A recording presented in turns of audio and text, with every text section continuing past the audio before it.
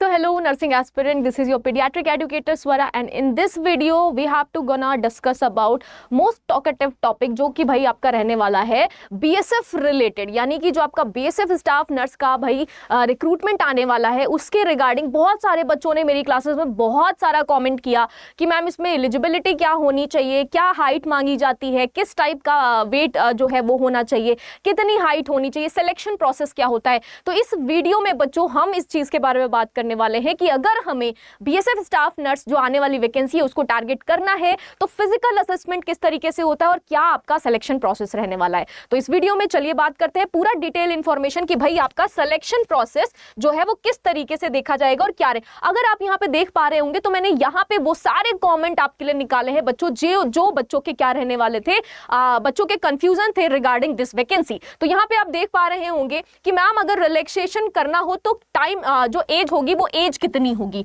बताइए ma'am. Boys apply कर सकते हैं क्या, इसमें एज जो है वो 30 इयर्स ही है क्या मैम, और फीमेल अप्लाई कर सकते हैं मैम, बीएमएलटी वाले अप्लाई कर सकते हैं या नहीं, ये प्लीज बता दीजिए। इसमें हाइट का कुछ तो क्या है, कुछ तो नहीं है, ठीक है। मेल एंड फीमेल दोनों अप्लाई कर सकते हैं, जीएनएम वाले अप्लाई कर सकते हैं, ठीक है। Suggest book for this. तो भाई ये जो आपका बीएसएफ की वैकेंसी रहने वाली है इसमें बहुत सारे बच्चों के मल्टीपल टाइप ऑफ कंफ्यूजन थे जो उन्होंने कमेंट सेक्शन में अपने विचार यहाँ पे दिए हैं। यहाँ पे देख पा रहे होंगे आप, हाइट 147 सेंटीमीटर हो सकता है क्या मैम, फीमेल के लिए हाइट क्या रहेगा। तो सबसे ज्यादा जो कमेंट हमें मिले वो मिले हैं कि हाइट क्या रहनी चाहिए, सिलेक्शन प्रोसेस क्या होता है, वेट का कुछ फंडामेंटल सिनेरियो है या नहीं है, किस टाइप का आपका सिलेक्शन प्रोसीजर होता है, किस काइंड ऑफ सिलेक्शन के लिए, या फिर 2025 का जो सिलेक्शन प्रक्रिया थी वो कंप्लीट नहीं हुई तो ये न्यू नोटिफिकेशन क्या है।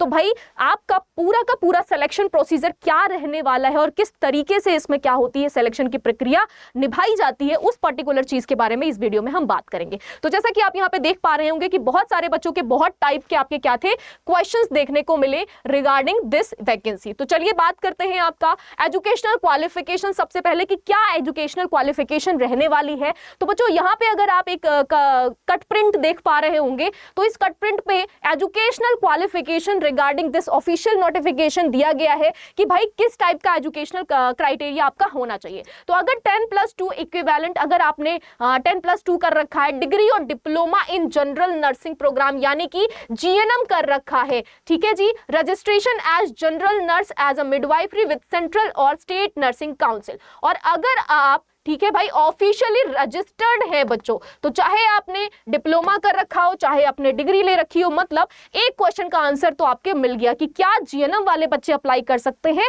तो यस, जीएनएम के बच्चे भी इसमें अप्लाई कर सकते हैं विदाउट एनी एक्सपीरियंस। तो भैया जिनके पास एक्सपीरियंस नहीं है और जो जीएनएम कर रखे हैं बच्चे, उनको बिल्कुल वरी करने की जरूरत नहीं है। आप डिग्री होल्डर के साथ साथ यानी कि बीएससी नर्सिंग कैंडिडेट्स के साथ साथ आप भी एलिजिबल हैं और आप भी इस एग्जाम में अप्लाई कर सकते हैं, ठीक है जी। दूसरा जो हमारा रहने वाला है बच्चों ये रहा आपका डेंटल टेक्नीशियंस और बाकी आपके लैब टेक्नीशियंस, बट हमें तो सिर्फ स्टाफ नर्स का देखना था। अब एज जो रहने वाला है बच्चों वो आपका 21 to 30 ईयर। अगर आप 21 साल से 30 साल के बीच में हैं तो आप क्या कर सकते हैं, प्रॉपरली एलिजिबल हैं इस पर्टिकुलर वैकेंसी के लिए। तो आपको क्या करना है बच्चों, इसमें पार्टिसिपेट कर लेना है अगर आपका एज क्राइटेरिया जो है 21 से 30 साल के बीच में आ रहा है, प्लस अगर आपने जीएनएम कर रखा है तो आप क्या है, एलिजिबल है पूरी तरीके से ऑफिशियली। नेक्स्ट अगर हम बात करते हैं एज क्या रहने वाला, तो male and female candidate as mentioned above, ठीक है जी। नोट क्या दे रखा है, crucial date for the determinant the age limit each case of closing date of receipt online application, ठीक है जी। अब यहाँ पे जो आपका एज लिमिट रहने वाला है वो 21 से 30 यहाँ पे बता दिया गया है आपको फॉर बोथ द कैंडिडेट्स जो कि आपके मेल और फीमेल रहने वाले हैं, ठीक है जी। नेक्स्ट अगर हम बात करते हैं तो भैया मेजरमेंट जो इनका फिजिकल स्टैंडर्ड टेस्ट है यानी कि जो पीएसटी टेस्ट होगा, फिजिकल स्टैंडर्ड टेस्ट होगा, तो ये कुछ क्राइटेरियाज है रिगार्डिंग हाइट, वेट, चेस्ट, इन सब के हिसाब से। तो अगर आप इसमें फिट बैठते हैं दैट मीन्स कि अगर हाइट जो है आपकी बच्चों, हाइट जो है आपकी मेल कैटेगरी के लिए 165 सेंटीमीटर से अबव है तो आप क्या कर सकते हैं, प्रॉपरली एलिजिबल है। चेस्ट जो है बच्चों वो 76 सेंटीमीटर या फिर 81 सेंटीमीटर अनएक्सपेंडेड और एक्सपेंडेड वे में, तो आप क्या कर सकते हैं भैया, यहाँ पे नॉट एप्लीकेबल सीधा सीधा लिखा हुआ है, ठीक है जी। अच्छा जी, ये तो आपका फीमेल का हो गया, ये आपका मेल का होगा। तो मेल की चेस्ट के रिगार्डिंग सर्कमफेरेंस मेजर करना अनिवार्य है, बट फीमेल में ऐसा कोई सीन इनको नहीं दिया गया है। और वेट की अगर बात करें तो corresponding to the height, height के हिसाब से आपका वेट का क्राइटेरिया क्या होना चाहिए, इक्विवेलेंट होना चाहिए। ठीक है जी। अगर हम फीमेल की बात करें तो फीमेल्स में देखने को मिल रहा है यहाँ पे 150 सेंटीमीटर। ठीक है जी, हाइट जो है वो 150 सेंटीमीटर प्लस होना चाहिए, तभी आप क्या कर पाएंगे, इस वैकेंसी में अप्लाई कर पाएंगे। एंड अगर यहाँ पे हम चेस्ट की बात करें तो यहाँ पे नॉट एप्लीकेबल, मतलब चेस्ट का कोई रोल फीमेल में नहीं देखने को मिला है। अगर हम नेक्स्ट बात करें बच्चों आपके वेट की, तो करस्पॉन्डिंग टू हाइट, मतलब हाइट के नॉर्मल वैल्यू के हिसाब से वेट जो है एज के अनुसार होना चाहिए, मस्ट है। ठीक है जी। अब यहाँ पे क्या बोल सकते हैं बच्चे, यहाँ पे क्या बोल सकते हैं, अगर हम हाइट, ठीक है, the minimum requirement for the candidate for the post of constable boys and city ward boy, ठीक है, गर्ल इन आया। ठीक है जी। तो इससे हमारा कोई लेना देना बच्चों नहीं है। ये पर्टिकुलरली क्या बात की गई है, अगर कोई कांस्टेबल के लिए अप्लाई कर रहा है तो उसके लिए यहाँ पे क्या किया गया है बच्चों, इसका भी अलग रिक्रूटमेंट रिक्वायरमेंट दिया गया है। तो अगर भैया आप इसमें अप्लाई करना चाहते हैं तो ये रही आपकी official website, which is given into the bottom, like https:/rect.bsf.government.in। इससे फर्दर जानकारी और इंफॉर्मेटिव जानकारी के लिए आप इनकी ऑफिशियल साइट को विजिट कर सकते हैं।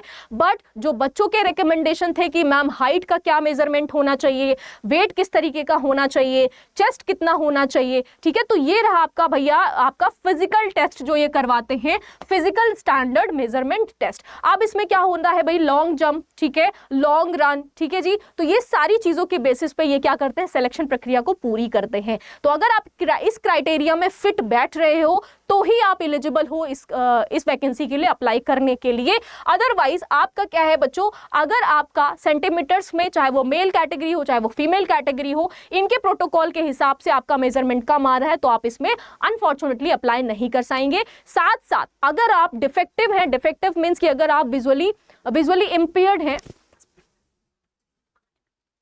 अगर आप विजुअली इंपेयर्ड हैं या फिर विजन लॉस है या डेफनेस की कंडीशन है तो उसके साथ साथ क्या कर सकते हैं, आप इसमें एलिजिबल नहीं हो पाएंगे। तो इसके लिए क्या करना है बच्चों आपको, अगर इसमें आप क्या कर सकते हैं, इसमें इनरोल करना चाहते हैं तो ये रहा आपका last sale of the year, जो कि अड्डा की तरफ से आपके लिए है, क्योंकि साल का अंत होते होते आपको कोई सेल ना प्रोवाइड किया जाए ऐसा तो नहीं हो सकता। आने वाली जो कमिंग ईयर है उस कमिंग ईयर में बहुत सारी अच्छी अपॉर्चुनिटीज आपके लिए आई हैं और उसके लिए आपको इनरोल करना चाहिए for the betterment of your course और सिलेक्शन। ठीक है, तो उस प्रोसेस को कंप्लीट करने के लिए आप यहां पे क्या कर सकते हैं, last sale of the year purchase कर सकते हैं, जिसमें आपका प्राइस ये जो लेट डाउन हुआ है वो आपका कंप्लीटली कम हो चुका है, देखने को मिल रहा है। नर्सिंग महापैक एट RS 1,999 रुपीज में प्लस 3x वैलिडिटी के साथ मिल रहा है। यहां पे आपको ऑल बैचेस मिल रहे हैं 1,999 रुपीज में। ठीक है, और एक्स्ट्रा 2% ऑफ के लिए यहां पे आप क्या कर सकते हो, YT54 मेंशन कर सकते हैं, that you will get 2% extra off for any batches on any courses. ठीक है, तो इससे रिलेटेड और इंफॉर्मेटिव वीडियोस के लिए आप बने रहिएगा नर्सिंग अड्डा के साथ और तैयारी करना अभी से शुरू कर दीजिए, बिकॉज ये जो आपका वैकेंसी रहने वाली है बहुत अमेजिंग, बहुत रेपिटेटिव जॉब रहने वाली है। तो ऑल द बेस्ट।